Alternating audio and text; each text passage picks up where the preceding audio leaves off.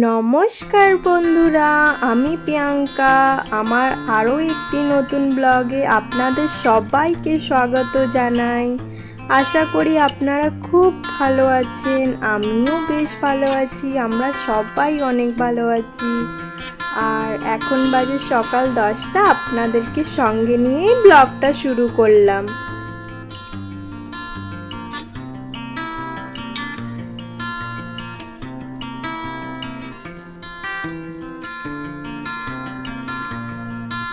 আজকে সকালে অনেক তাড়াতাড়ি ঘুম থেকে উঠে গেছিলাম, সেই কারণে ঘরের আশিবাসি কাজগুলোও তাড়াতাড়ি হয়ে গেছিলো। সেই কারণে আমি তাড়াতাড়ি চানটা করে নিয়ে মেয়েকেও চান করিয়ে রেডি সেডি দুজনে হয়ে চলে আসলাম একটু সবজি মার্কেটের দিকে। আর সবজি আছে বাড়িতে তরি তরকারি, কিন্তু আলু আর পেঁয়াজটা শেষ হয়ে গেছিলো। তো আমি ভাবছিলাম দোকান থেকে কেন নিব, মার্কেটটা যখন কাছে আছে মার্কেটেই চলে যাই, একটু সস্তাও থাকবে, তারপরে জিনিসটাও ভালো পাবো।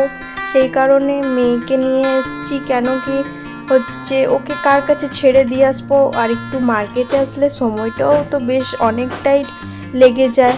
আর রোদটাও অনেক ছিল, তো ওর মাথায় টুপি দিয়ে নিয়েছিলাম আর ওর সাইকেলে করে বসিয়ে এনেছিলাম। বেশিটা দূর না, কিন্তু তাও কোলে নিয়ে কষ্ট হয়ে যাবে, সেই কারণে ওকে গাড়িটায় করে নিয়ে আসলাম।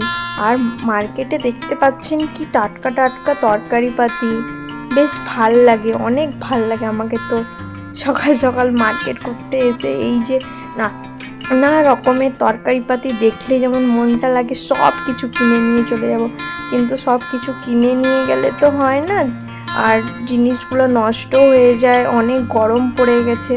তাই অল্প অল্প করে আমি তরি তরকারি বাড়িতে আনি, কেন কি ফ্রিজটা নেই আমার, সেই কারণে এক গাদা তরি তরকারি নিয়ে কি হবে, যতটা দরকার সেইটাই নিয়ে যাই।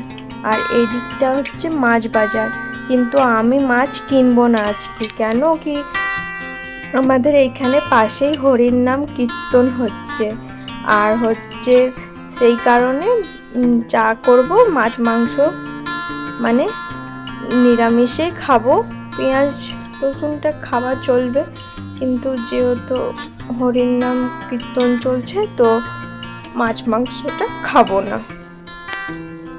আলু আর পেঁয়াজটা নিয়ে নিয়েছিলাম, আর আপনাদেরকে ক্যামেরায় দেখাতে পারিনি এই কারণে, কেন কি সবাই ক্যামেরাতে আসতে পছন্দ করে না, সেই কারণে আমি ক্যামেরাতে দেখাইনি। আমার আলু পেঁয়াজ নেওয়া হয়ে যাবার পরে আমি চলে আসলাম, একটুখানি ভাবছি উপমা নিয়ে বাড়িতে চলে যাব। সকালে কিছু বানাইনি নাস্তা, তো ভাবছি এইখান থেকে কিছু নিয়ে নেব আর ব্রেকফাস্ট করে নেব।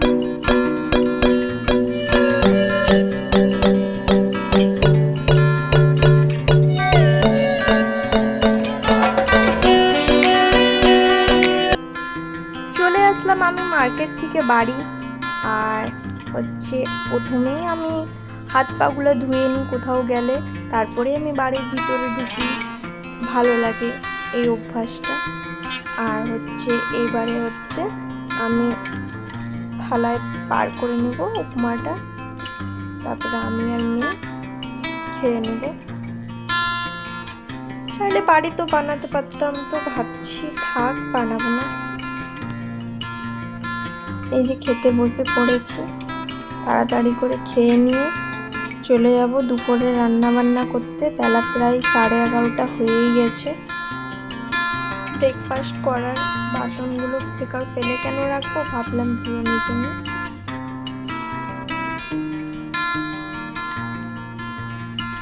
দেখতে পাচ্ছিলাম যে কয়েকটা জামা কাপড়ও শুকনা হয়ে গেছিল, তো সেইগুলোকেও তুলে নিলাম।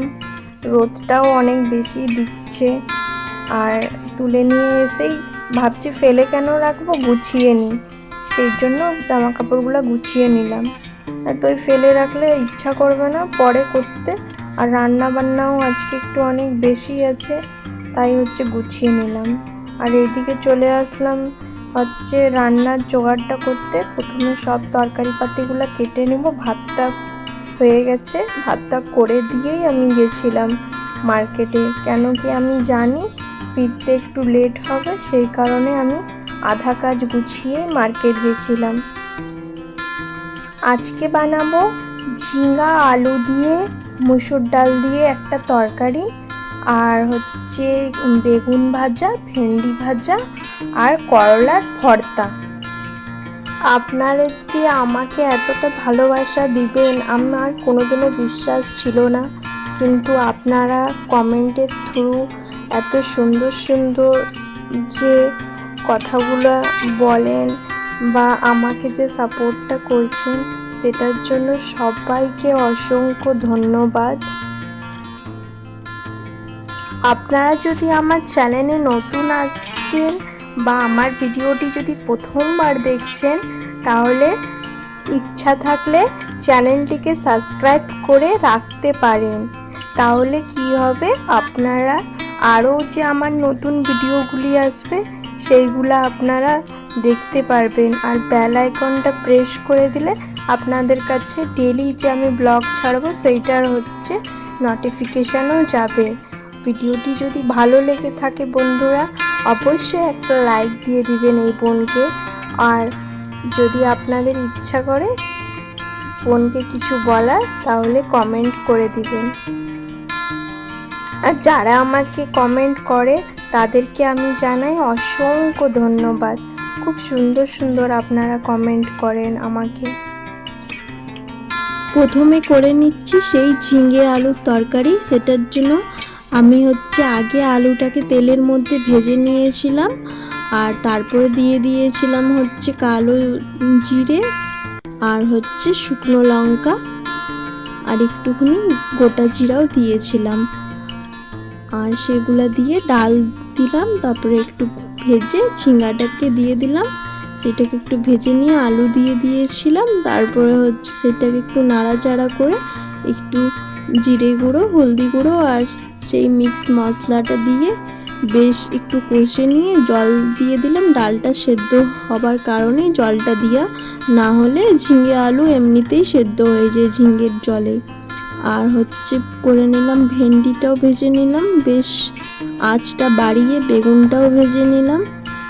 এরপরে চলে যাব করলা ভর্তাটা প্রিপারেশন করতে। তো করলাটা আমি ভাতের মধ্যেই সেদ্ধ করে নিয়েছিলাম, যেহেতু এখন গ্যাসের হচ্ছে অনেক অসুবিধা, সেই কারণে আমি উনানে ভাতটা করে নিই।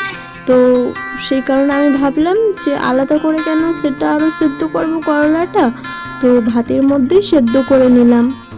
একসাথে দুটা কাজ হয়ে গেল। আর ডেলি ডেলি করলা ভাজা তারপরে করলা সিদ্ধ খেতেও তো ভালো লাগে না, তাই ভাবলাম আজকে একটু ইউনিক স্টাইলে করি, খেতেও ভালো লাগবে আর হচ্ছে করলাটাও বেশ নষ্ট হবে না। তো এইটার ভর্তাটা করার জন্য ভিতরে যে আমি ভরবো জিনিসটা, সেইটার আমি রেডি করে নিলাম টমেটো, পেঁয়াজ, কাঁচা লঙ্কা আর ওই করলার যে ভিতরের বীজগুলো ছিল সেইটা। আর এখন বেশ এগুলাকে একটু ভেজে নেব। তারপরে হচ্ছে লাস্টের সময় কিছু গুঁড়ো মশলা দিয়ে দেব, হলুদ গুঁড়ো, জিরে গুঁড়ো আর ওই ধনে গুঁড়ো আর একটুখানি তোমার ওই মিক্স মশলাটা দিয়ে দেবো। টমেটোটা একটু বেশি করে দিলাম, যেতে কি হবে যে এই ইয়েটা তোমার হচ্ছে বেশ সুন্দর, মানে করলার যে একটা তেতো ভাবটা থাকবে সেইটা চলে যাবে। আর হচ্ছে যে ভিতরের যে আমি পুরটা দিব ভরবো, সেইটা হচ্ছে বেশ ঝাল ঝাল টক টক থাকবে, বেশ মশলাটার গন্ধতে খাওয়া হয়ে যাবে। তো এখন আমি এটা ভরে নিচ্ছি, ফিলিংটা করে নিয়ে করলা, তারপরে কড়াইয়ের মধ্যে তেল দিয়ে সেইগুলাকে একটুখানি ভেজে নেব। বেশ মুখগুলোও কি সুন্দর বন্ধ হয়ে গেল ভাজার পরে, একটুও ভিতরের ফিল আপ থেকে মশলাপাতি কিচ্ছু বার হয়নি। এই যে আমার করলা ভর্তা রেডি। এদিকে চলে আসলাম, রান্না বান্না হয়ে গেছিলো, তো এক হাতে ভাবলাম বেশ গ্যাসটাও পরিষ্কার পরিচ্ছন্নভাবে ধুয়ে মুছে রেখে দিই, তারপরে বিকালে আরেকবার খাবার করব। রান্নার পরে হচ্ছে ডেলি রান্নার জায়গাটা পরিষ্কার পরিচ্ছন্ন করে রেখে দিই, কিন্তু ডেলি আর ক্যামেরার মধ্যে দেখানো হয় না, আজকে একটু দেখিয়ে দিলাম। আজকের জন্য এতটাই। আবারও ফিরবো আপনাদের সাথে আরও একটি নতুন ব্লগ নিয়ে, নতুন নতুন গল্প নিয়ে। ততক্ষণের জন্য টাটা, বাই বাই। সুস্থ থাকুন, ভালো